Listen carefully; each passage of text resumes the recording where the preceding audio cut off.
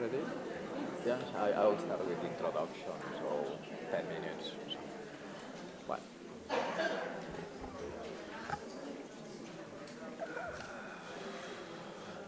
Doncs bon vespre a tothom.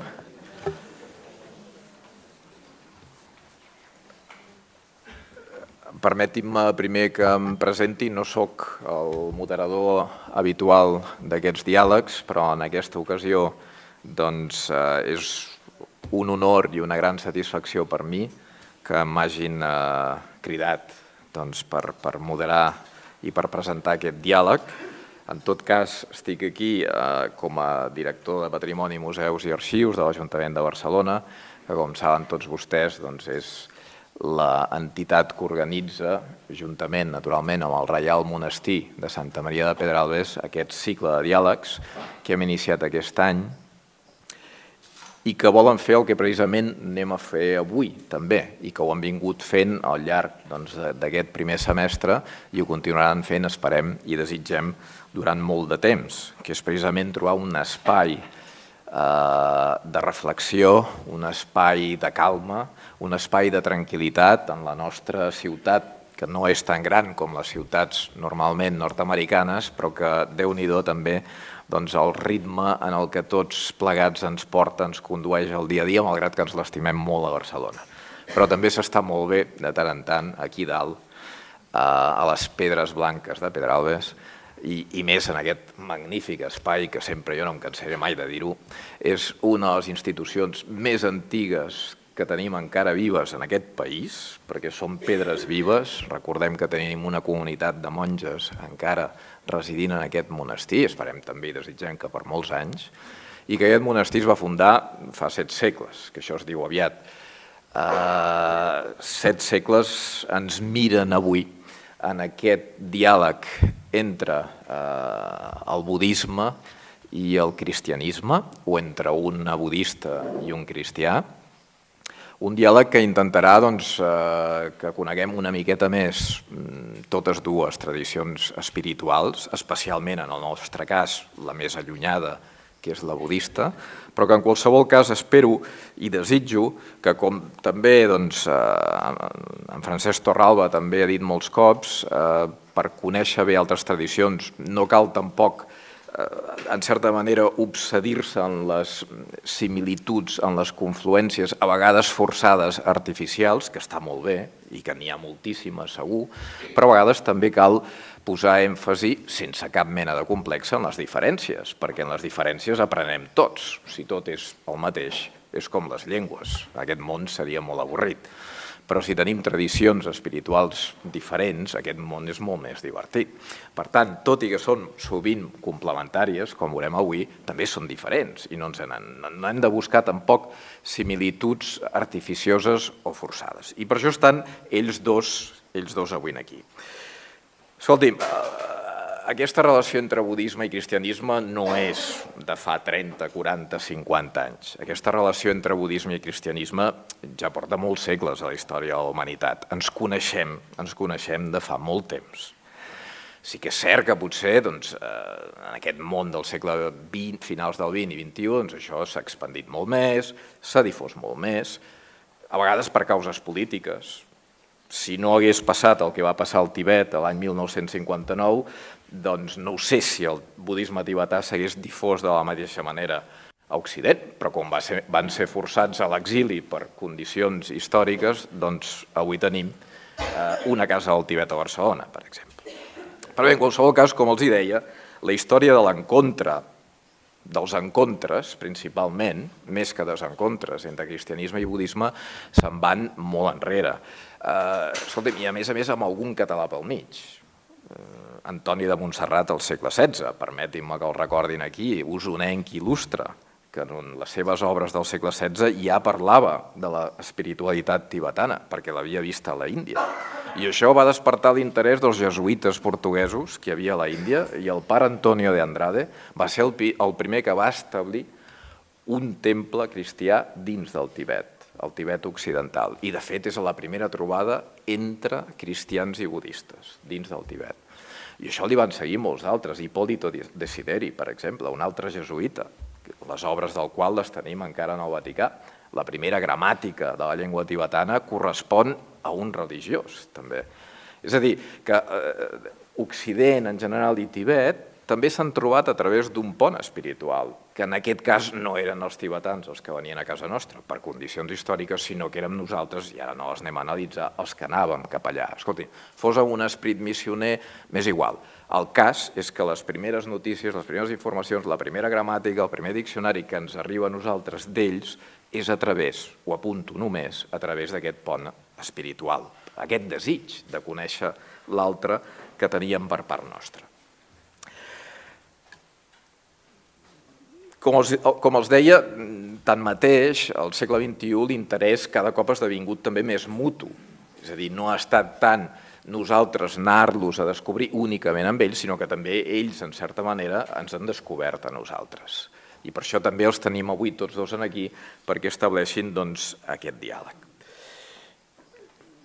No m'estendré molt més, sí que volia explicar només una petita història per introduir el tema que parlarem avui, després passaré a presentar els dos convidats, però abans de fer això sí que quan entràvem aquí estàvem comentant que teníem un imperatiu ètic que no podíem escapar, i aquí, en aquesta atmosfera de completa llibertat que tenim en aquesta sala, ho podem dir ben clar i ben alt. Avui tenim una important representant de la tradició budista tibetana i aquest adjectiu de tibetà tots hauríem de tenir present, o almenys ho hauríem d'esmentar, la difícil situació que viu el Tibet en aquests moments. Només els diré que justament ahir es va immolar una monja budista tibetana, que ni és la primera, ni és la segona, ni és la tercera. En pocs mesos portem 119 persones que s'han calat foc en els carrers del Tibet per protestar contra una situació que ells consideren extrema de repressió per part de les autoritats xineses que ocupen el país des de 1959, per la persecució que pateixen religiosa, per les restriccions que pateixen per desenvolupar la seva cultura, la seva llengua, la seva literatura, etc. I finalment, per desenvolupar-se com una societat normal, de persones lliures, que és l'únic que entenem volen a través d'aquesta protesta realment extrema, que és la de la immolació. I consideràvem que era important com a mínim esmentar-ho. Mirin, i se m'està acabant ja el meu temps, però com en queden aquests 3 minutets us explicaré una petita història que a mi sempre m'ha colpit sobre el budisme i que em penso que és molt reveladora. El budisme, com poden suposar, ha tingut un reguitzell enorme de filòsofs, pensadors, religiosos, mestres. La paraula tibetana, mestre, és lama, i avui tenim entre nosaltres una lama. Pensi que aquesta és una de les paraules que el tibetà ha incorporat a la nostra llengua, que ja apareix en el nostre diccionari, en les seves contribucions a la nostra cultura. Doncs bé, hi havia un d'aquests mestres que no era tibetà, que era indi, que es deia Asanga, que va viure aproximadament al segle IV després de Crist, de la nostra era, que va viure en una zona molt particular, que avui en dia no és budista, que és entre el Pakistan i l'Afganistan, que en aquells moments l'anomenàvem Gandhara, i va néixer una ciutat que avui en dia es diu Peshawar, que en aquells moments era una de les ciutats, Peshawar és un nom d'origen sànscrit, que vol dir la ciutat dels homes, i que era una de les capitals més importants del budisme al segle IV després de Crist. Fixin-se com ha canviat la història. Precisament a Peshawar avui en dia no és, diguéssim, la seu del budisme. Però en aquells moments Asanga era un dels, i no m'estendré molt en els detalls, però pensin que és un dels puntals de la filosofia budista. Asanga va inaugurar l'escola budista del Yogacara, va introduir tot el concepte de que la realitat no és més que pensament, va parlar d'un concepte que s'anomena la laya vidniana, que és la base, el receptacle del principi conscient, i un llarg etcètera de conceptes filosòfics de gran complexitat. Però mentre es trobava en aquests diguéssim, en aquestes més disquisicions filosòfiques, va decidir anar a meditar. Ell sentia una profunda admiració per tot el que tenia relació amb les ensenyances que s'anomenen del que és el Buda del futur, que li diem Maitreya. I per tant volia meditar en aquest Buda del futur i volia fer-se el present al llarg d'aquesta meditació, per parlar, diguéssim, d'una forma més clara.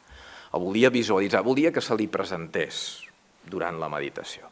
Aleshores va decidir aïllar-se amb tota la gran saviesa que tenia. Era, si volen, en la seva època considerat el més gran filòsof. Va viatjar a les muntanyes, se'n va anar a una cova i es va estar 3 anys tancat a la cova sense veure ningú, sense pràcticament ni menjar ni beure, concentrat en aquesta meditació. I no va aparèixer Maitreya. Cansat, va dir, no pot ser, no ve, què passa? Baixo i seguiré el meu recorregut perquè està clar que no vindrà. Mentre baixava es va trobar un ferrer que estava fent agulles. I les agulles les feia amb barres de ferro molt gruixudes i les llimava amb l'únic que tenia a les mans, que era una fulla d'un arbre. I al costat tenia una muntanya d'agulles que ja havia esmolat amb la fulla. I quan a Sanga va veure el ferrer, va dir, home, em sembla que he de tenir més paciència del que he tingut. Necessito concentrar-me molt més. No ho he fet prou bé. Va tornar a pujar cap a la cova. S'hi va quedar 3 anys més, ja en portem 6. No hi havia manera. Maitreya no se li apareixia. I llavors va tornar a baixar. I quan baixava va fixar-se, imagineu-vos aquestes muntanyes de roques a l'Himàlaia, espectaculars, on l'erosió de l'aigua en aquest cas havia causat uns canals dins de les roques, de l'erosió que feien les gotes d'aigua sobre diferents llocs de les roques. Llavors va donar, home, la natura m'ha donat aquí una lliçó també, és a dir, persistència, he anat massa ràpid, he de tornar a la cova. I se'n van tornar amunt a la cova, 3 anys més, ja en portem 9. No va aparèixer Maitreya. Va tornar a baixar. Llavors es va fixar que les roques, a més, eren molt suaus, no tenien arestes. I no tenien arestes perquè els voltors que circulaven per la zona picaven la roca amb les ales i de tant picar les roques amb una cosa tan suau com les plomes de l'ala, havia quedat absolutament llises les roques, en aquest cas. Llavors va dir, si els voltors poden fer això, com jo no he pogut tenir paciència per meditar amb Maitreya. I va tornar cap a la cova. 3 anys més, 12, no va aparèixer. Però s'ha acabat, va baixar. Baixa baix de tot de la muntanya, va caminant pel camí i es troba un gos a la vora del camí, que jeu enmig del camí, ferit, moribund. S'hi acosta i veu que té una ferida molt gran i dins de la ferida hi té cucs, que se l'estan ja menjant, encara viu. I llavors, davant d'aquesta imatge, diu, què he de fer? Ajudo la gossa, que està morint-se, però si ajudo la gossa, li trec els cucs i mataré els cucs. Davant d'això, què he de fer? Davant d'aquesta paradoxa per a algú que ha de practicar la compassió fins a l'extrem, com és un budista. Doncs el que va fer va ser agafar un ganivet, es va tallar ell mateix, es va fer una ferida i per no fer mal en els cucs, va apropar la llengua per agafar el cuc i posar-se'l en la seva ferida. I just quan posa la llengua en el primer cuc, la gossa es transforma en Maitreya. I diu, ara sí que has superat tots els obstacles del teu karma. Ara sí que t'has purificat completament i ara sempre he estat davant teu. El que passa és que no em podies veure. Se'n van anar tots dos, junts, a Sanga i Maitreya cap al poble, i la gent del poble deia, què fa aquest home amb una gossa posada a dalt de tot? Què li passa? Només podia veure ell, Maitreya. Ningú més s'havia purificat fins l'extrem de Maitreya. Bé, aquest és un concepte clau en el budisme. És a dir, és impossible el camí de l'alliberament sense la combinació perfecta de la saviesa i la compassió. Estic segur que aquesta idea de compassió que ha flotat mentre us explicava aquesta història té punts en comú i té punts potser de diferència amb el cristianisme. I aquí és el primer que jo deixaré sobre la taula perquè ells, a partir d'ara, ja ens en parlin. El primer que deixo en l'aire. Permetin-me ara que els hi faci la presentació i llavors ells ja reprendran on ho hem deixat. Primer de tot els hi vull introduir la venerable lama Karma Lekshe Tsomo. Ella és professora al Departament de Teologia i Religions Comparades de la Universitat de San Diego, Califòrnia, als Estats Units, i a més és doctora en Filosofia per la Universitat de Hawaii.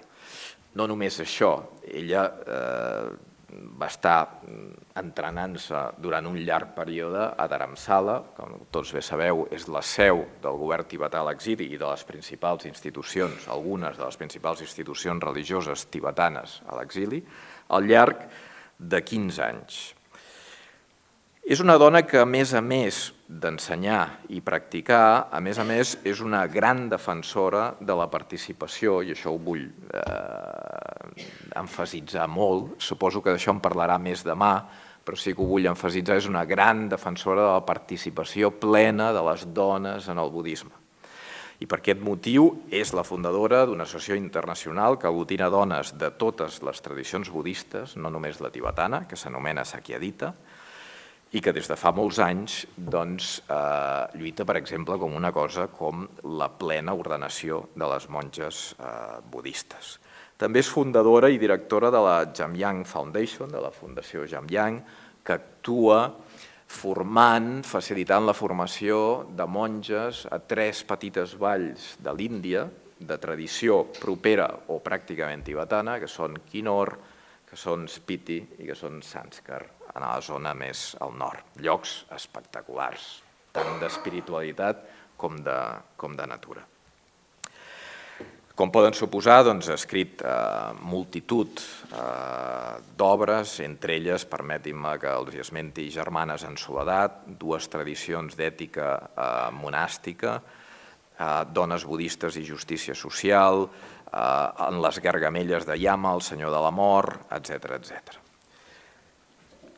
A la meva dreta tinc algú que ja pràcticament estic segur que tots vostès coneixen molt bé, el doctor Francesc Torralba, que és doctor en Filosofia per la Universitat de Barcelona, doctor en Teologia per la Facultat de Teologia de Catalunya, que és catedràtic de Filosofia a la Universitat Ramon Llull, director de la càtedra Ethos, i que, a més, com tots saben, és autor de nombrosos assajos, llibres sobre filosofia, ètica, pedagogia, religió. Ja saben que cap tema el deixa de banda, que els tracta tots i per davant, sense esquivar-los, siguin més o menys complexos.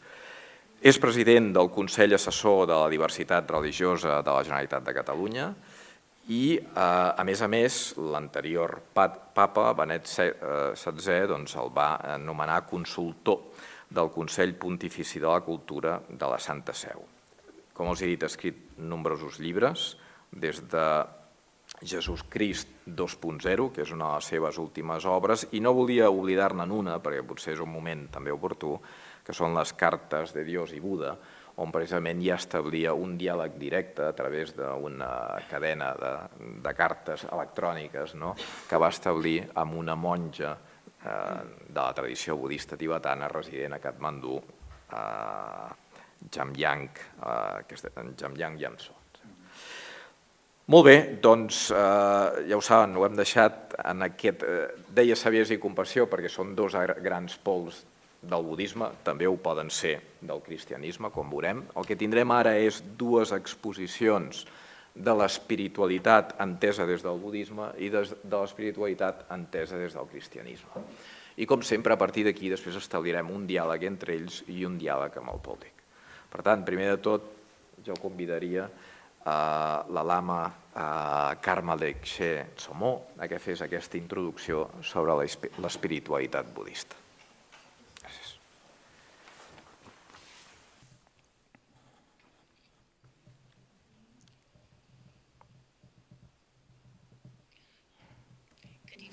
Bona tarda, bon vespre. És un plaer, és un honor estar amb tots vosaltres aquí aquest vespre i establir o mantenir un diàleg amb una personalitat tan eminent i també en un tema tan interessant. Em podeu escoltar tots? Funciona la traducció? Perfecte. En el món d'avui, el diàleg interreligiós és potser una de les coses més importants que podem fer. La comprensió entre religions, entendre els sistemes de valors a partir dels quals la gent parla i actua. Afortunadament, si entenem més les tradicions religioses dels altres, podem crear un món més pacífic. Aquesta és la meva primera visita a Espanya i estic sorpresa. Estic molt sorpresa amb el que he vist. Sobretot com aquí a Catalunya esteu preservant les vostres tradicions culturals. És una cosa de la que us heu de sentir molt orgullosos, perquè estem aquí en aquest monestir meravellós que té una història de sigles i tenim una tradició viva aquí de vida monàstica i de les monges que encara viuen aquí i estan ben vives i poden explicar aquesta tradició tan antiga i tan viva. M'han demanat que expliqui l'espiritualitat budista i disposaré de 5 o 10 minuts per fer-ho. És una tasca bastant gran. En primer lloc, crec que hauríem de reconèixer que el budisme prové d'un món completament diferent al vostre, diferent del que esteu acostumats. La perspectiva del món budista no té principi, el món no té un inici i té un final només si assolim l'il·luminació. Els sers vius neixen i moren una i altra vegada, fins que fem les coses bé. Diuen que no parlem en termes d'un ànima, parlem en termes d'una consciència. Cada ésser sensible té una consciència. Això inclou els sers humans, els animals i també els sers invisibles, els déus, etc. Els budistes també tenen cels i inferns, molts, de fet. I el cosmos és força complicat. A més, tots nosaltres hem nascut i hem mort una i altra vegada. Hem estat tot tipus de sers, tots hem estat déus, tots hem estat animals, tots hem estat fantasmes, tots hem estat a l'infern i tots hem estat humans moltes vegades. A vegades hem estat dones, a vegades homes. Això té implicacions importants per poder entendre l'espiritualitat budista.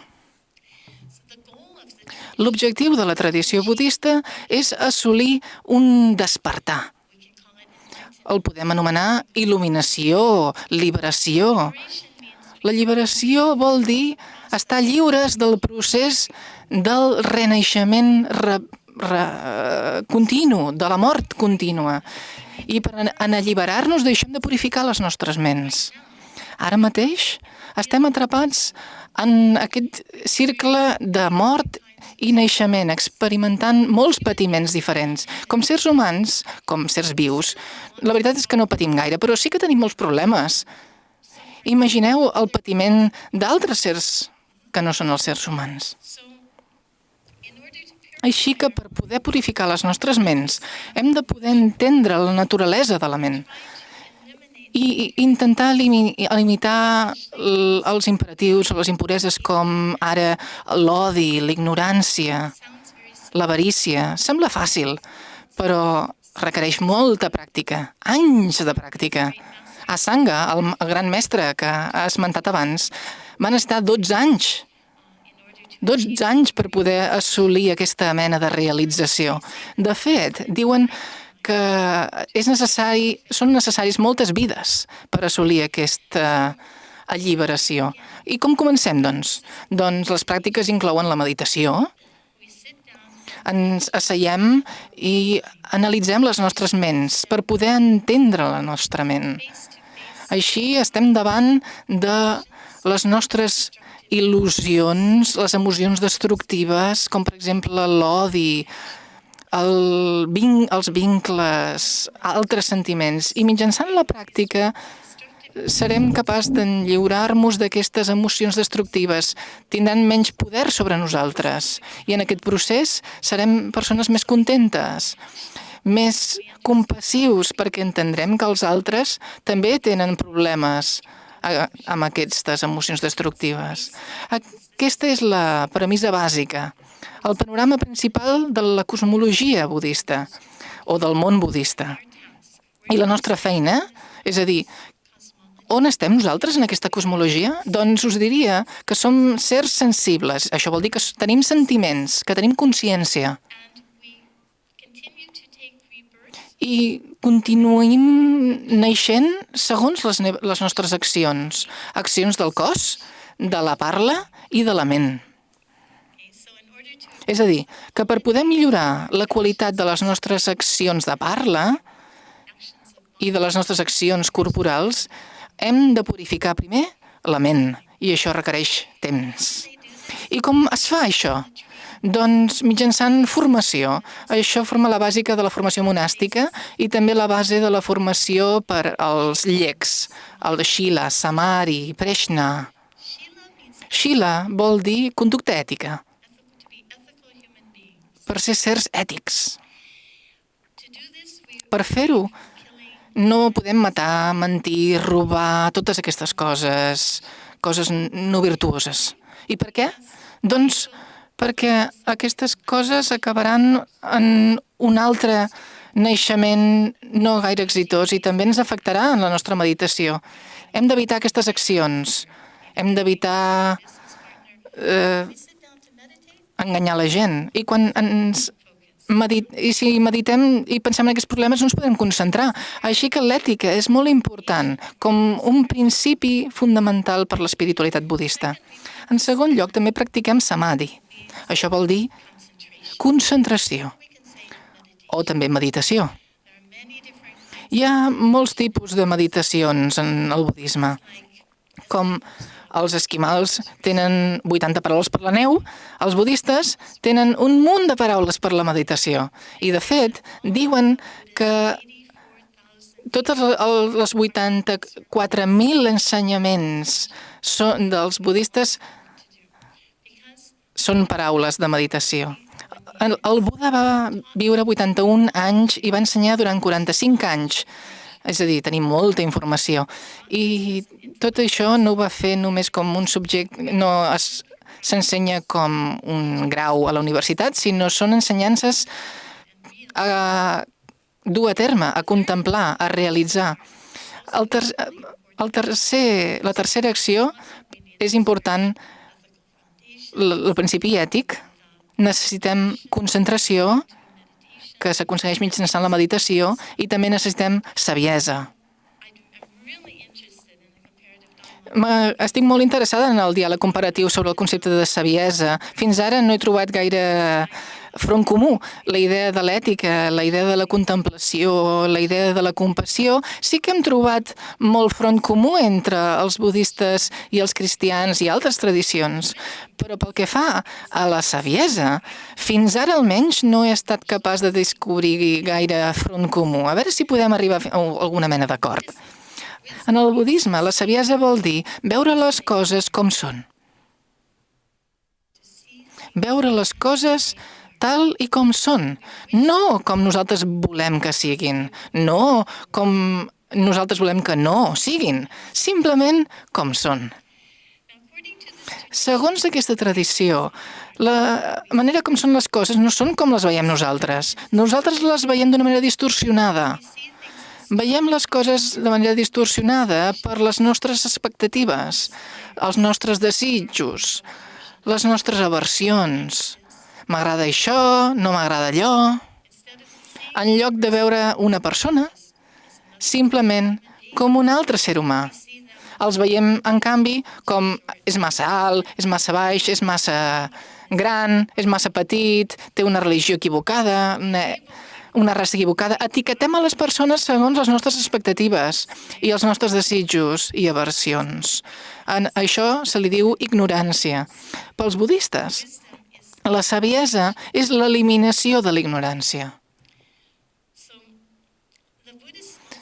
Els budistes també parlen en termes de guanyar-se la il·luminació per a practicar la saviesa i la compassió. Diuen que la saviesa i la compassió són com dues ales d'un ocell. Si només tenim una, volem en cercles. No arribem enlloc. I per poder assolir la il·luminació, l'alliberament de les desil·lusions de la nostra ment, necessitem les dues ales, la compassió i la saviesa. I com ho fem, això? Doncs comencem reconeixent que tots els sers vius, tots, han estat i són els nostres pares, els nostres germans, els nostres familiars, els nostres professors, els nostres amants, els nostres amics, les nostres parelles. Estem relacionats amb tots i cadascun dels sers vius que hi ha. Una i mil cops. Imagineu-vos-ho, jo he estat la vostra mare milers de vegades i vosaltres heu estat la meva mare moltes vegades. Això és una idea sorprenent, oi? Però és filosofia budista. Una vegada hem reconegut que tots vosaltres, tots nosaltres, hem estat relacionats els uns amb els altres d'una manera tan íntima i tantes vegades, llavors ens n'adonem de la bondat que ens devem els uns als altres. Si vosaltres heu estat la meva mare, m'heu portat a dins durant 9 mesos amb molts problemes, amb molts dolors quan em vau donar llum. Em vau cuidar quan jo era una nena petita, quan jo no podia menjar, no podia parlar. Cadascuna de vosaltres se'n va encarregar molt bé de mi. Així que jo he de recordar aquesta bondat que vau tenir amb mi, la bondat de cada ser viu. Però també recordant la bondat no és suficient. He de pagar, he de retornar la bondat que he rebut, perquè vau passar tants problemes per portar-me al món que jo ara he de tornar-vos aquest favor de la millor manera com pugui i sempre que pugui. I això pot adoptar qualsevol forma. També m'agradaria esmentar que s'ha de desenvolupar una bondat afectuosa per a cada individu. En el budisme l'amor és l'amor, és un valor cristià també, però des de la perspectiva budista es define com el desig per a tots els sers vius que siguin feliços, que siguis feliç i que siguis feliç. Així que mediten sobre el tema de la bondat afectuosa per a cada ser viu, sobretot aquelles persones que donen més problemes. Aquells són a qui ens hem de centrar molt més. Les persones que reben aquest amor són fàcils d'estimar, però les persones dolentes, que no es porten bé, és més difícil i són aquelles persones en les que ens hem de centrar. Així que hem de desenvolupar bondat afectuosa tant en teoria com en la meditació i en la vida diària. Hem de posar en pràctica aquests valors, dia rere dia. Després hem de desenvolupar la compassió, i la compassió també és un valor cristià. La diferència des de la perspectiva budista és que la definició budista de compassió és que tots els sers vius estiguin lliures del sofriment o del patiment. Potser és el mateix valor, no ho sé, ho podem discutir més tard. El desig de que tots els sers vius estiguin lliures del patiment, que estiguin lliures de patiment. El següent punt es diu el sot especial. És a dir, desitjo que tots estiguin lliures de pensament, desitjo que tots estiguin contents, però com succeirà això? Qui ho farà? I llavors pensem, mare meva, ho he de fer jo? Qui ho farà si no sóc jo, si no ho faig jo? Que hi hagi pau i que comenci amb mi. És el mateix concepte. Així que si tots els sers vius han de ser contents i lliures de patiment, jo assumiré la responsabilitat. Aquest és el pensament especial. I al final la idea és que jo assumiré la responsabilitat d'alliberar cadascun dels sers vius del patiment. I qui té el poder per fer-ho? Només un ser que hagi assolit aquest despertar, aquesta perfecció, aquesta il·luminació. I això vol dir que jo he d'assolir aquest despertar. Si no saps nedar, com podràs salvar algú que s'està ofegant? Si hem de salvar una persona que s'ofega, hem d'aprendre a nedar, i nedar bé, per cert. Així que la primera idea és que hem d'alliberar-nos de totes aquestes emocions destructives, de manera que estarem en una posició d'alliberar altres sers vius d'aquests patiments. I en aquesta tradició diuen que només un ser viu alliberat ho podrà fer. Així que això planteja una pregunta. Els meus alumnes sempre em pregunten el mateix. Tu creus que Jesús podria haver estat un budista? O la Mare Teresa? Jo ho vaig pensar durant molts anys i finalment vaig escriure un article al respecte. La Mare Teresa és un ideal budista i vaig repassar tots aquests prerequisits i vaig veure que sí, que sens dubte tenia gran compassió, en la meva opinió, i també saviesa. Jo crec que tenia gran saviesa i qualsevol que pot viure a l'Índia i tractar amb tota la burocràcia a l'Índia ha de ser savi. Així que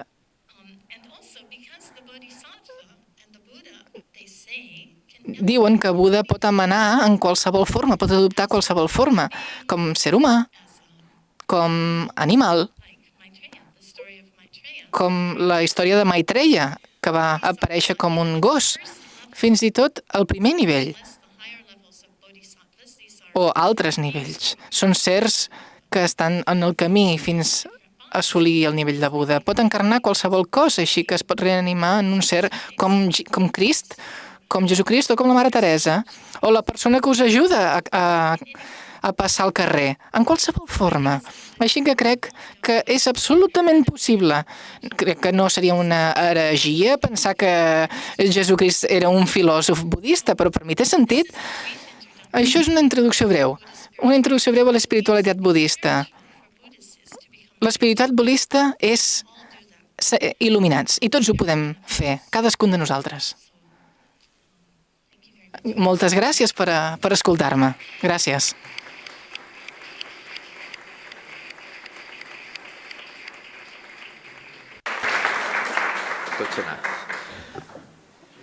Doctor Torralba, l'espiritualitat cristiana. Molt bé, moltes gràcies. En primer lloc, Josep Lluís, per la presentació. Gràcies també per la presentació que ens acaba de fer la venerable Lama, que no és gens fàcil presentar en poc temps una espiritualitat tan rica, amb tants matisos, i que no toqués el tòpic o la banalitat, no? I per tant li agraeixo molt aquesta presentació, no? Jo tractaré de presentar també els eixos del que podríem anomenar l'espiritualitat cristiana, sobretot definint quina és la seva finalitat, quin és el seu objectiu, de què parlem quan parlem espiritualitat cristiana, quin és el fi que té conrear l'espiritualitat cristiana, i després em referiré a les formes o a les maneres de conrear aquesta espiritualitat. Sobretot partint d'una afirmació prèvia, i és que en això que anomenem el cristianisme hi ha una diversitat de formes, maneres i articulacions de l'espiritualitat. De vegades, contemplat des de fora, podem arribar a la conclusió que l'espiritualitat cristiana és una, però quan un es capbussa a dins de l'espiritualitat se n'adona que hi ha, ja dins de l'espiritualitat cristiana, formes i famílies molt distintes. És diferent com concep l'espiritualitat cristiana una persona que s'ubica en el franciscanisme, i per tant la tradició franciscana, que veu a Crist en totes les realitats del món, el càntic de les criatures, que com en canvi s'acosta una a l'espiritualitat cristiana si té com a referent a Sant Agustí, les seves confessions, o té com a referent a Sant Joan de la Creu, a Santa Teresa d'Àvila o senzillament a Santa Teresa de Lisieux. Per tant, jo naturalment em referiré al que en diríem una breu introducció a l'espiritualitat cristiana, identificant aquell esperit que em sembla especialment interessant de subratllar. I trio com a còmplice a Sant Agustí, però en qualsevol cas parteixo de la idea que és un bosc on hi ha arbres molt distints, textures molt diferents i també metodologies i formes de viure-la molt diferents. I això jo ho subratllo com a riquesa, com a grandesa i com a quelcom a mantenir i per viure en el futur, aquestes diverses formes d'espiritualitat que hi ha dins del que anomenem el conjunt de l'espiritualitat cristiana. Bé, quin és el fi o què anomenem quan anomenem espiritualitat? Anomenem aquell procés o aquella exercitació que té com a principal missió la trobada personal amb Crist i aclarir què és el que Crist vol de mi ara. Tractar d'aclarir, de veure clar què és allò que vol de mi ara i en aquest moment. Jo entenc que l'espiritualitat cristiana té com a finalitat aquesta trobada personal amb el Crist i aquest despertament, per dir-ho amb la mateixa expressió que ha utilitzat la venerable Lama, d'aclarir què em crida a fer ara i aquí en el món. Jo crec que la millor manera per subratllar-ho és partir d'una afirmació que trobem en Sant Agustí, que és molt coneguda, molt citada, però que conté una profunda veritat respecte al que és l'espiritualitat cristiana. L'expressió la diré en català, però pràcticament en llengua llatina l'entenem. Sant Agustí diu allò de inquietum es cor nostrum donec requiescat in te. El nostre cor és inquiet fins que no descansa en tu. Vull subratllar en primer lloc la primera part de la frase. Inquietum es cor nostrum. Per tant, el nostre cor és inquiet. Vol dir que busca. Vol dir que no està satisfet en ell mateix.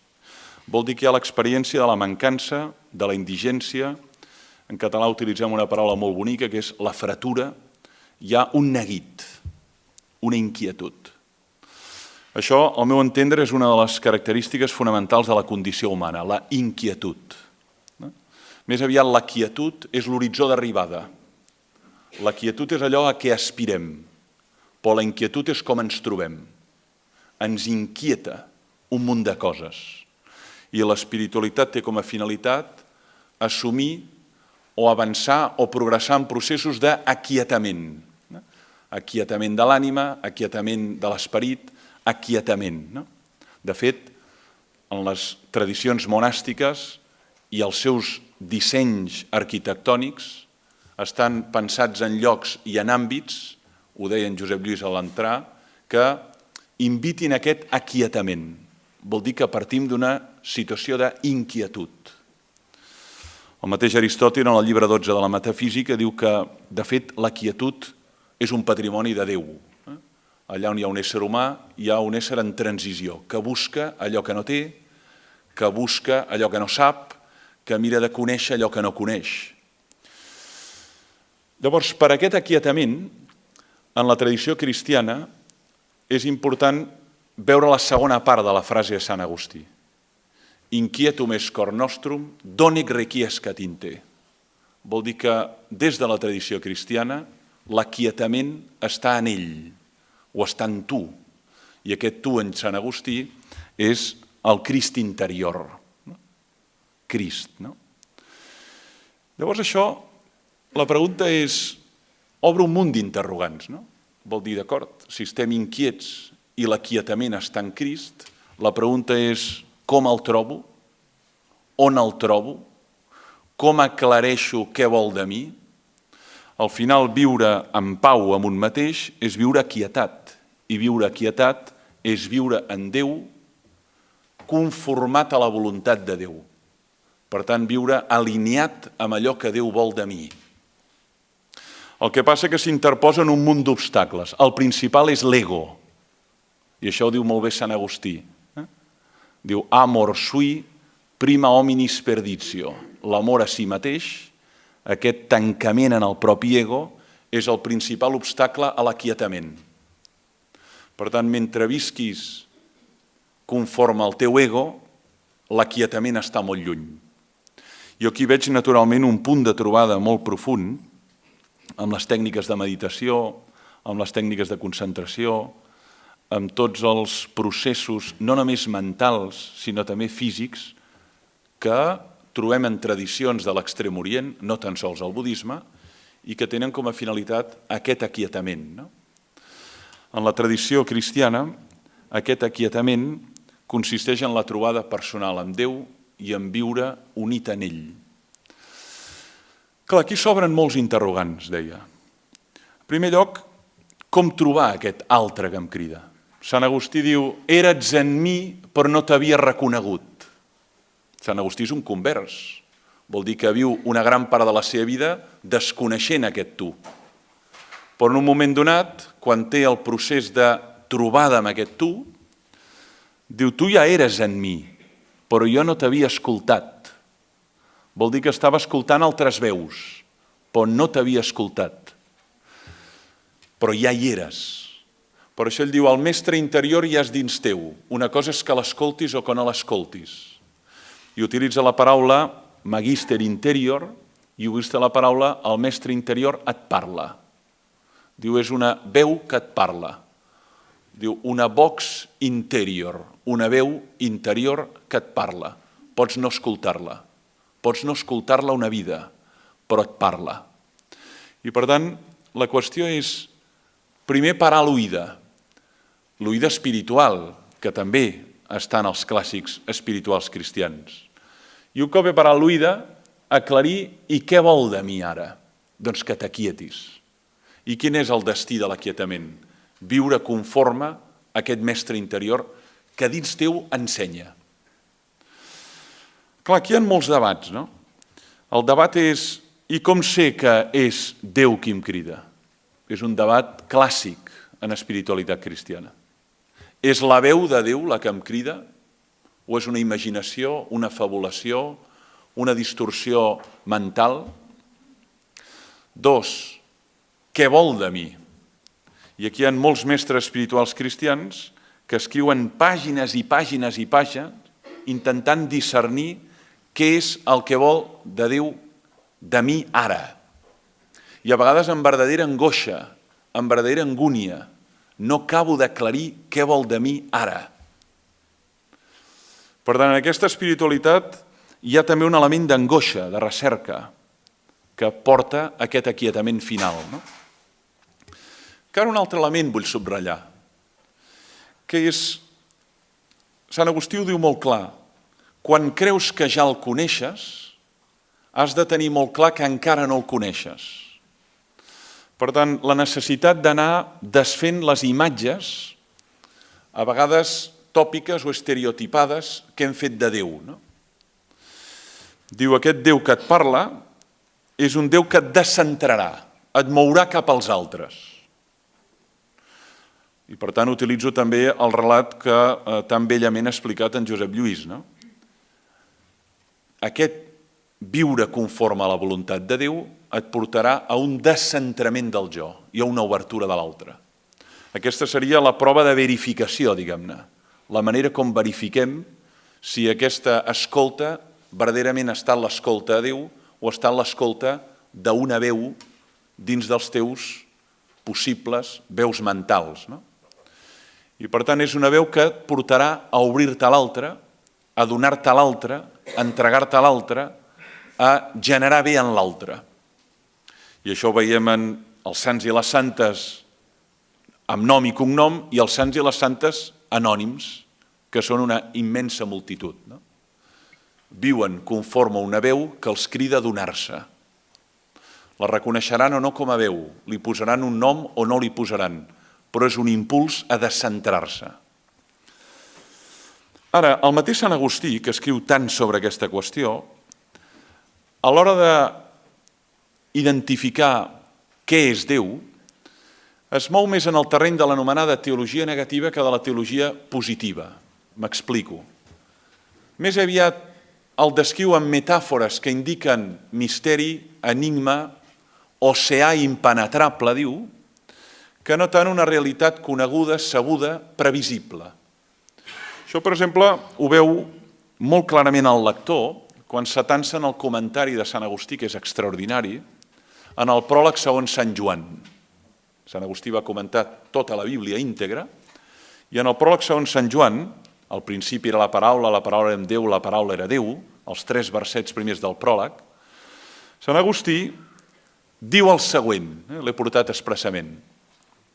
Diu, llegeix el pròleg i ell diu: quina decisió serà la millor en aquesta angoixosa perplexitat amb la que em trobo? Quina perplexitat? La de que estic davant de l'enigma, del misteri, no? I diu, quina és la decisió millor? Tradueixo, la del silenci, callar. Però si callo, la lectura està endebades i, per tant, no ha servit de res. Però si l'expresso, no diré exactament el que sento. Està en aquest terreny en què sembla que el més sensat, per dir-ho a la manera de Wittgenstein, seria callar, la 7ª proposició del Tractatus, d'allò que no es pot parlar cal guardar silenci, en la traducció ben feta del filòsof català Joan Ordi, muss schweigen, diu l'alemany, has de callar. Doncs Sant Agustí diu, de fet, el més sensat seria callar, perquè quan intenti parlar del que he sentit, de la veu que m'ha parlat, ho faré malament segur, perquè l'experiència és molt més rica que l'articulació de paraules. Ara, amb tot, escriu un comentari llarguíssim. I encara diu, no temo afirmar, germans meus, que ni el mateix Joan ho diu tal com és, referint-se a Sant Joan, ni ell mateix ho diu tal com és, sinó com ho va poder dir. Ho ha dit com ha pogut dir-ho. És un home el que parla de Déu. Déu l'inspirava, diu, és veritat, però no deixava de ser un home. La inspiració li va fer dir quelcom. Sense ella hagués emmudit, perquè va rebre la inspiració un home, no diu tot el que és el misteri, sinó el que pot dir un home. Llavors, jo el que observo en els mestres espirituals cristians és aquesta lluita contra el llenguatge. La idea és molt clara. Déu és el que aquieta, el camí de l'exercici espiritual és deixar que Déu visqui en mi, obri en mi, actuï a través meu, però a la vegada, quan han d'intentar posar nom, cognom, explicar de què parles quan parles de Déu, es produeix aquesta verdadera dificultat del llenguatge. Per tant, jo crec que aquí hi ha un problema de desproporció o de, diguem-ho, desequilibri entre el que l'home pot dir i el que és capaç d'experimentar o de viure. Concloc, però, aquesta espiritualitat que és obertura al Crist interior és a la vegada obertura a l'altre. I, per tant, és una espiritualitat que es tradueix en formes de compassió, benevolència universal, o, per dir-ho amb el llenguatge canònicament cristià, càritas, obertura a l'altre. Per tant, en certa manera, és una espiritualitat que en la seva expressió pràctica té profundes afinitats i sintonies amb espiritualitats molt allunyades de l'univers cristià, però que també mouen aquesta voluntat de pal·liar el sofriment dels éssers que m'envolten. Aquí, no obstant, no hi ha dubte que hi ha un punt de trobada. Però per subratllar la diferència notable, i naturalment suscitar el diàleg, aquí aquest procés d'aquietament no és individual, ni és un procés d'aquietament que s'assoleix únic i exclusivament a través del treball i de l'exercitació espiritual humana, sinó de la trobada personal amb Déu. Això vol dir que aquesta trobada no es pot anticipar, aquesta trobada no es pot preveure, no la va preveure Sant Agustí, no la va preveure Sant Francesc d'Assís, no la va preveure ni de lluny Sant Edith Stein, però quan té lloc es produeix l'aquietament. Però vol dir que no es pot anticipar ni preveure, però que en qualsevol cas aquest aquietament és en tu.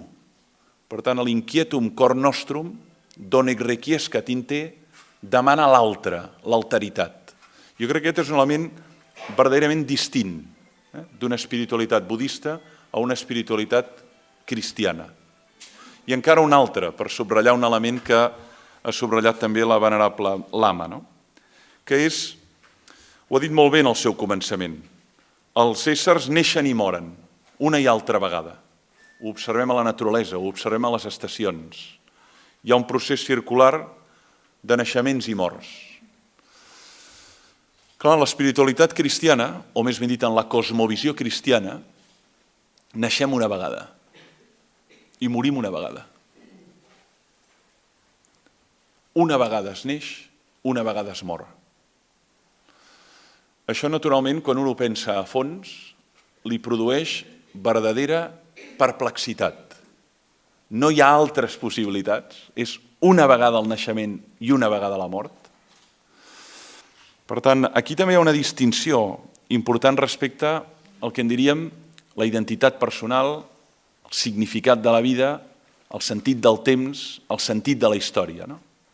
No estem davant d'un cercle que dona voltes, sinó que estem davant més aviat d'una línia en què té un principi, una gènesi, i que té un final, apocalipsi, i que aquesta vida pot experimentar la trobada amb Déu, una trobada que transforma aquesta persona i l'aquieta. I aquieta els altres perquè aquesta quietud la pot fer capaç d'aquietar els altres. Bé, acabaria la meva introducció aquí. Gràcies per l'atenció, de veritat.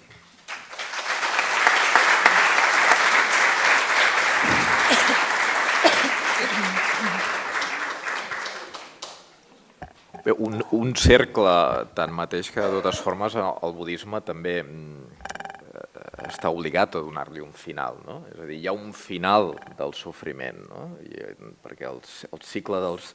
afortunadament. El problema és com arribar-hi, però diguéssim, no és un cercle infinit, no té ni principi ni final en principi, però l'objectiu, en el cas del budisme, és trobar-li el final, a través de les 4 veritats nobles, comprendre, saber en què consisteix el sofriment, etc. Però, per tant, hem sentit molts punts en comú, diferències també importants. Som davant, en el cas del cristianisme, d'una religió monoteista, no només teista, però monoteista, i som, en el cas del budisme, almenys en els seus orígens, en una, dic la paraula religió en veu baixa, però en qualsevol cas no teista, és a dir, ni tan sols teista o politeista. Però, en canvi, la música, en molts aspectes sona amb les mateixes notes. Bé, a mi m'agradaria que si ells volen interpel·lar-se amb algun, entre vostès dos volen interpel·lar-se amb algun dels aspectes que l'altre ha esmentat, doncs endavant. Sí, jo aprofitant la presència de la venerable Lama, sí que voldria preguntar-li com conceben la identitat personal, és a dir, el jo, en el budisme.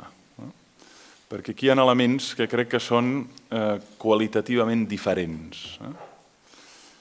En el cristianisme, com a mínim, o en la cosmovisió cristiana, es parteix d'una concepció, que és la concepció de persona, que és una concepció que va estar teoritzada especialment per aquell que anomenem l'últim filòsof romà, Boeci, que entén que la persona diu que és un ésser individual, únic, distint, i que, a més, no hi haurà ningú com ell mai en la història, ni hi ha hagut mai ningú com ell abans.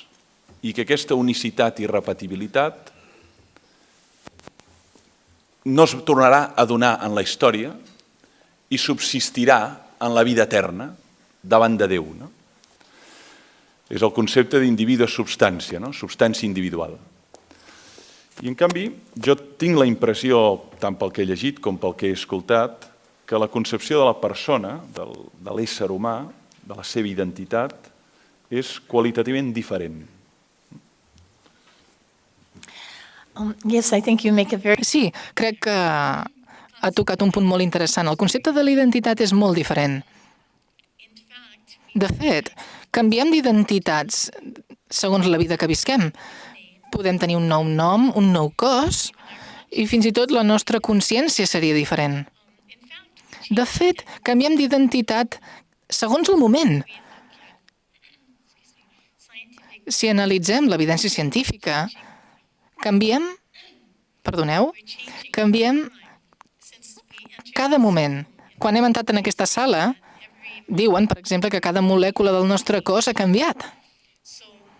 Així que ens concebim a nosaltres com la mateixa persona que ha entrat a la sala més o menys fa mitja hora, però, de fet, és una il·lusió.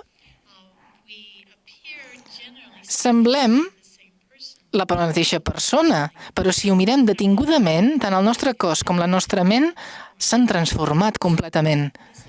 Així que aquest vincle amb la identitat és una de les causes de molts problemes. Perquè estem vinculats amb la nostra identitat. Si algú ens insulta, ens enfadem. Si algú insulta la nostra raça o la nostra religió, ens enfadem. Així que la identitat és precisament un dels grans problemes que hem de saber comprendre. És natural tenir una identitat, és convenient fins i tot tenir un nom i que tots tinguem una aparença diferent, amb identitats diferents. I, no obstant això, quan ho mirem ben de prop, veiem que és una il·lusió i font de molts problemes. I aquest vincle a un mateix és el que causa que fem moltes accions o utilitzem moltes paraules no virtuoses, no adequades. El problema en l'alliberament no és la identitat personal, sinó que és l'ego. És una distinció que no és menor. És a dir, una cosa és viure conforme a l'ego, que essencialment és viure centrat en els propis problemes, en les pròpies preocupacions, en els propis desitjos, no? Oblidar-se de l'altre, menys tenir l'altre. Però una cosa és l'ego i una altra cosa és la identitat personal, no? Jo tinc la impressió que en la cosmovisió cristiana cada individu és únic i diferent i està cridat a donar allò que és en el món, sigui un artista, sigui un cuiner, sigui un escriptor o sigui una persona de vida contemplativa. No? I que donant això que és en el món és més ric i és més vell i és més gran. No? I que la identitat personal és aquest talent que Déu li ha donat, la paràbola dels talents. No? T'ha estat donat aquest talent no perquè te'l quedis per tu, sinó perquè l'alliberis i el donis. No? Llavors, almenys des de la perspectiva antropològica cristiana, sembla que el problema és l'ego, que vol dir aquest tancament i aquest viure en el centre, jo del món i els altres convertits en perifèria. Però la identitat personal entregada als altres no és problema de l'alliberament, és precisament camí d'alliberament. Per això, jo entenc que on hi ha l'acord profund és que el camí d'alliberament passa per l'alliberament de l'ego, però on probablement hi ha distincions en la concepció és en la identitat personal. Si és una realitat substancial o és una realitat accidental feta de pensaments, emocions que flueixen, que canvien, però que no hi ha quelcom únic, diferent, en cada ser humà que està cridat a donar al món. Okay. Crec que ha identificat un punt molt essencial de diferència en aquest diàleg, perquè en el sentit budista està construït entorn a cinc pilars. Tenim els cossos, els sentiments, les discriminacions,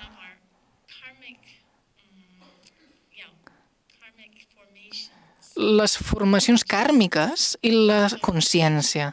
Cada individu està fet d'aquestes 5 coses, però quan les separem, no trobem cap ànima, no trobem cap mena d'identitat essencial contínua, existent. Això és una diferència que puc identificar. I no crec que els budistes farien una distinció entre identitat i ego. La idea d'un mateix és una il·lusió. I precisament és aquest vincle a un mateix que causa tants problemes. És natural que estem vinculats amb nosaltres, però és superar aquest vincle amb un mateix que és l'objectiu. Perquè el vincle a un mateix és el que ens evita, el que no ens deixa obrir-nos als altres. Per exemple, per eliminar la distinció de la proximitat i de la distància, és a dir, ens sentim més propers a alguns certs i més distants d'altres. Però hauríem d'eliminar aquestes barreres per poder pensar en cada ser, incloent-hi els animals, sense cap mena de distinció. Hem d'estimar a cada ser sensible de manera igual. Potser podríem obrir un torn de preguntes, si tenen... el públic té alguna qüestió que feu-los-hi. Algun aclariment, algun...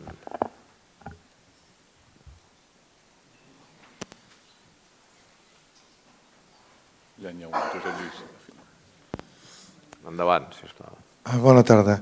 Aviam, des de la diferència que hi ha entre els dos punts de vista és enorme. Ara bé, en el mateix moment en què ens basem com a persona, com a individu, evidentment estem fent una dualitat entre el que seria la persona i Déu. En canvi, en el budisme, aquesta dualitat sembla no existir.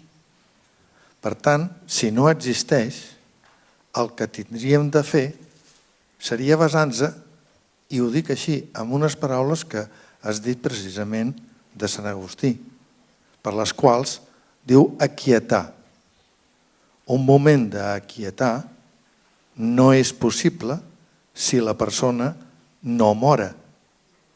Llavors s'aquieta, perquè mentre està viu, per molt que vulgui fer, sempre estarà inquiet. Aquest punt de vista seria veure-ho d'una altra manera i, evidentment, no entraríem en dualitat. Llavors, ho deixo a la taula, aviam quin és el pensament. Gràcies per la pregunta. No hi ha dubte que en Sant Agustí, en la ciutat de Déu, ho diu molt clarament, no hi ha possible quietud en el món. És a dir, la nostra condició és inquieta, és inquietant, i per tant aquesta quietud que deriva de la trobada íntima amb Déu, doncs el que es produeix en el nostre món són instants de quietud, moments en què hi ha aquesta experiència de sentir-se en les mans de Déu, com dèiem fa un mes, de plena conformitat amb la voluntat de Déu, de reconciliació amb Déu, però la quietud permanent, aquesta pau o tranquil·litat de l'ànima, en Sant Agustí és quelcom que està fora de les possibilitats humanes. És a dir, que sempre hi haurà elements que introduiran alguna inquietud, algun neguit, alguna preocupació en aquest subjecte. Però, a la vegada diu, en la mesura en què aquella persona s'hagi exercitat en relativitzar molts desitjos, en relativitzar molts anhels, en alliberar-se de moltes ocupacions i preocupacions irrellevants, per tant, camí de la sobrietat, camí de l'austeritat, camí de l'ascetisme, pot assolir més quietud que aquell que està completament dependent o lligat o vinculat a objectes d'aquest món.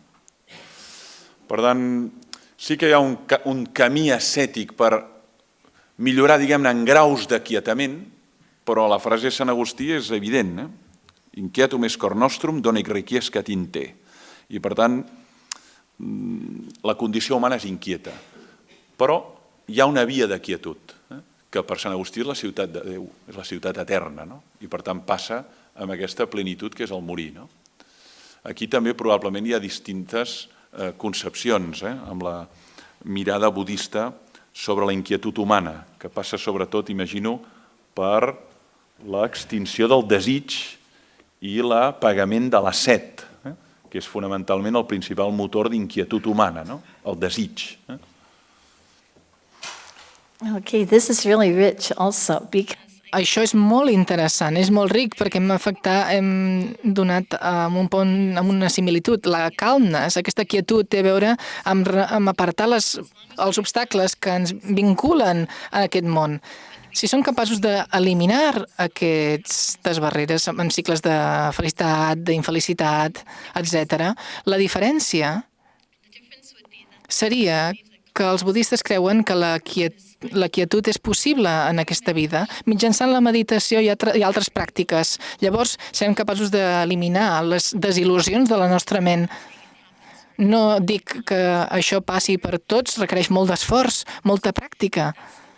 Però aquesta és la gran idea de la liberació, lliberar-nos de totes aquestes desil·lusions que afecten a la nostra ment, a la nostra pau de la nostra ment. Pel que fa al concepte de dualitat, també és important, perquè no és el cas que el budisme estigui molt més enllà del dualisme, que no sigui una tradició no dualista, perquè tenim l'exemple de la virtut i de la no virtut.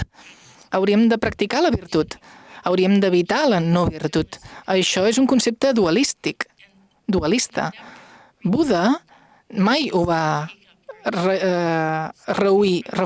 defugir. Això és una cosa bona, però al final l'experiència que ha fet vostè referència és que va més enllà de les paraules, més enllà dels conceptes. Fins i tot si els budistes i els cristians segueixen el mateix camí. Qui sap? Potser al final l'experiència, aquesta última experiència, sigui força similar. Crec que aquest és un punt de trobada molt profund, També en la mística d'arrel cristiana, l'experiència de trobada profunda amb Déu és una experiència en la que subjecte i objecte es difuminen, no hi ha un jo davant d'algú, sinó que el que hi ha és una unitat plena i, per tant, una superació de la dualitat.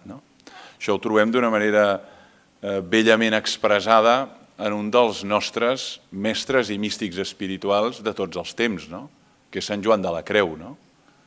Vivo sin vivir en mi.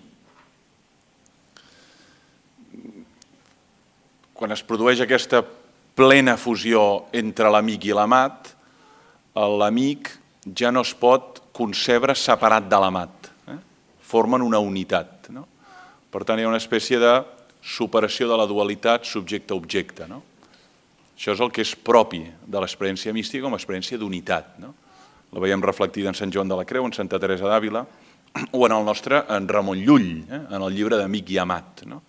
Aquesta plena identificació entre l'un i l'altre. Ara, el que a mi em sembla especialment interessant de subratllar en aquest diàleg és el paper del desig en el camí d'alliberament. Perquè aquí també hi ha un element notable de distingir entre una i altra tradició. Clar, en la segona noble veritat de Siddhartha Gautama, el Buda, en el discurs de Benarés, diu allò tan conegut, que és que l'extinció del desig és el que porta a l'extinció del sofriment, en la mesura que l'arrel del sofriment és el desig. Aquesta frase, que verdaderament hi he donat moltes voltes, crec que és una frase on hi ha una gran part de veritat. No? O sigui, bona part dels patiments que tenim, familiars, professionals, socials, econòmics, polítics, tenen a veure amb el desig. Tenen a veure amb el desig, amb la set. No? I per tant, em sembla que hi ha una gran veritat en dir que si fóssim capaços d'extingir o apagar aquesta set, bona part dels sofriments que genera aquesta set no els tindríem. No? El que passa que en l'antropologia real cristiana l'ésser humà és essencialment desig. Desig d'allò que no veu, desig d'allò que no té, desig d'allò que no coneix. No? Desig de Déu. No? I el que es fa difícil és pensar l'ésser humà completament buit de desig. No? És el que especialment es fa difícil, no? En la mesura en què la pregunta és què queda en un ésser humà quan no hi ha cap desig.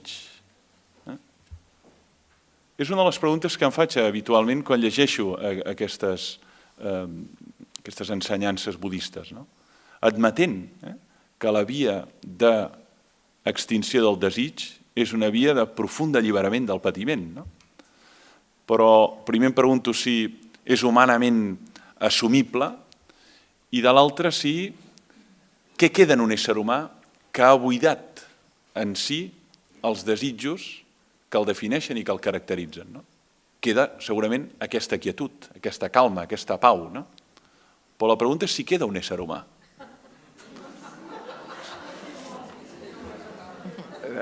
Suposo que la venerable Lama vol contestar. M'imagino que aquí una mica el que dèiem abans, no? La principal diferència és que el cristianisme segurament no creu en l'absoluta quietud en una vida humana, necessita el pas transcendent, mentre que el budisme diu que hi ha quietud. Hi ha la possibilitat de la quietud en la vida humana, que és l'extinció completa del desig. No? Vol vostè afegir alguna cosa o... Well, seria okay, inacabable, però vaja... Yes.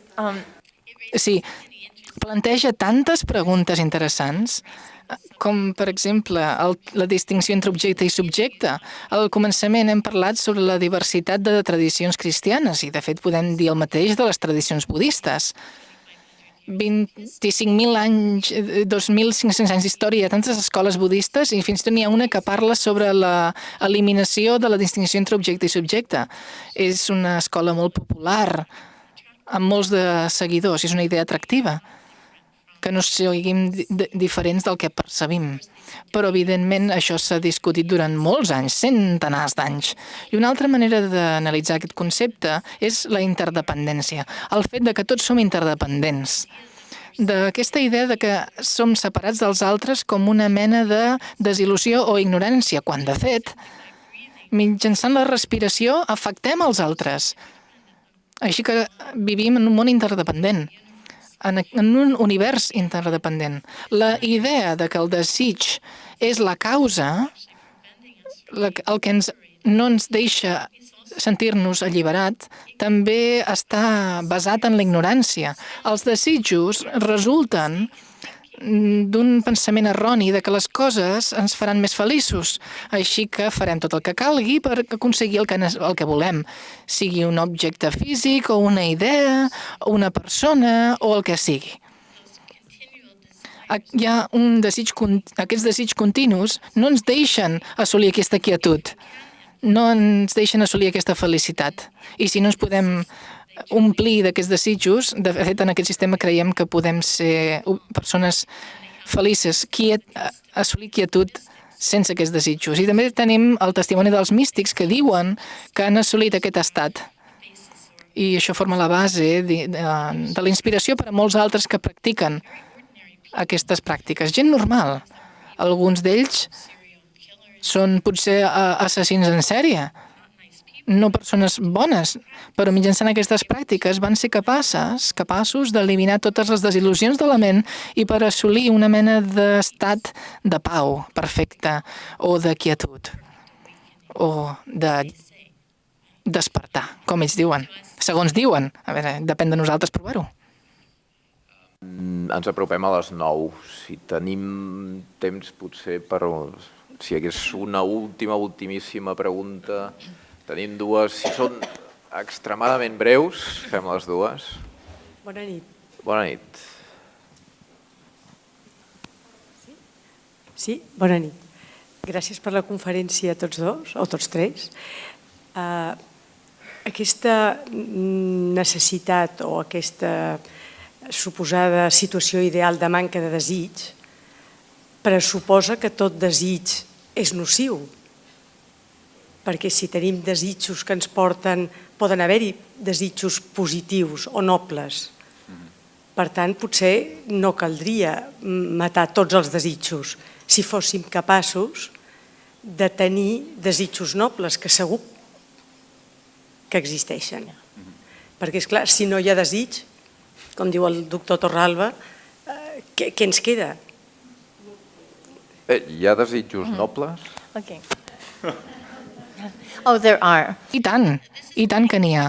Però això és un problema d'idioma, crec jo, perquè en el sànscrit i en altres idiomes de tradició budista s'utilitza una paraula diferent. La paraula del desig, trak en Tibet, és diferent de la paraula aspiració, que és mulla. El desig és quelcom de voler coses, de voler persones, desitjos d'aquest món, mentre que l'aspiració a l'il·luminació és l'aspiració que tothom sigui content, de que tots estiguem lliures de patiment, és una aspiració noble. Gràcies, és una bona pregunta. Vols afegir? No, que em sembla que la distinció és molt clara, no? Una cosa són els desitges i l'altra són les aspiracions profundes de l'ésser, i per tant el desig de coses o el desig de poder o el desig de glòria o de vanaglòria són origen del patiment, no només propi, sinó del patiment dels altres. Una altra cosa són les aspiracions de benevolència universal o de desig de que tots els éssers siguin feliços.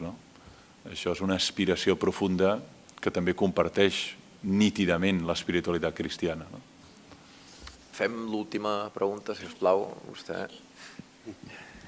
Sí, molt breument. A veure, el budisme entenc que en la proposta de no dualitat el camí que ofereix no necessita al final la resurrecció. És més, li faria nosa, perquè el camí que proposa ja assoleix aquesta no dualitat. El cristianisme el permet a la dualitat de la persona vers Déu, necessita del mite de la resurrecció al final. El que passa que en els pobres éssers necessitats del segle XXI potser ens és molt difícil acceptar els no desitjos i acceptar la no dualitat, però també ens és difícil acceptar el mite de la resurrecció. És el mateix camí explicat de dues formes diferents. És l'Atman, és l'absolut, és l'infinit, què en penseu? Sí, molt breument. La resurrecció, tal com es descriu en els Fets dels Apòstols i en les cartes de Pau, jo no m'atreviria a descriure-la com un procés de superació de la dualitat o de dissolució del jo en Déu, sinó és descrita més aviat com un banquet, com una festa. I en una festa hi ha individus que festegen, que es troben, que es reconeixen, però hi ha persones en una festa.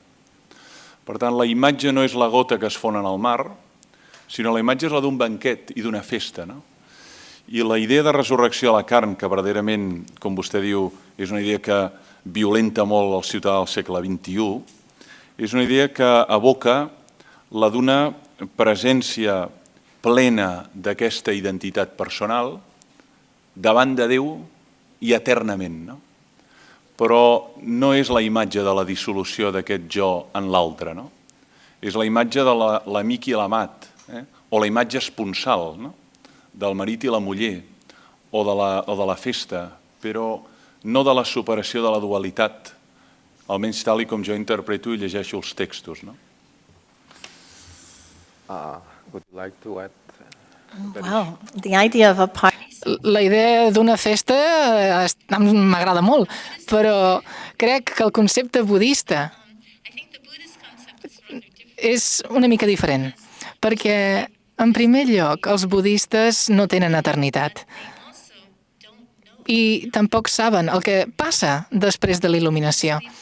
I això planteja la pregunta oberta que Buda no va voler respondre. Ell no va respondre què passa amb un Buda després de la mort.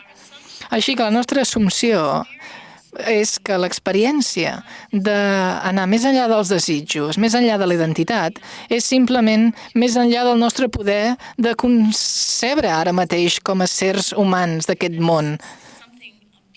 És una cosa que va molt més enllà de la nostra imaginació i que té una mena d'analogia en la impossibilitat de conèixer a Déu en el nostre estat actual. Però potser hauríem de deixar aquesta pregunta oberta, crec jo. Potser sí que va molt més enllà del nostre poder conèixer aquestes coses.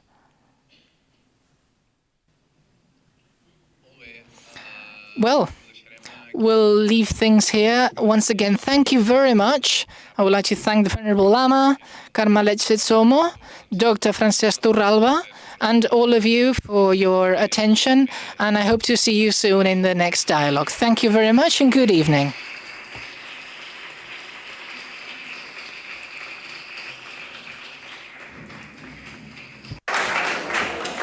Thank you very much. Thank you. You were a great moderator. Yeah, wonderful. Yeah. Feels like just the beginning, but it was also a risk.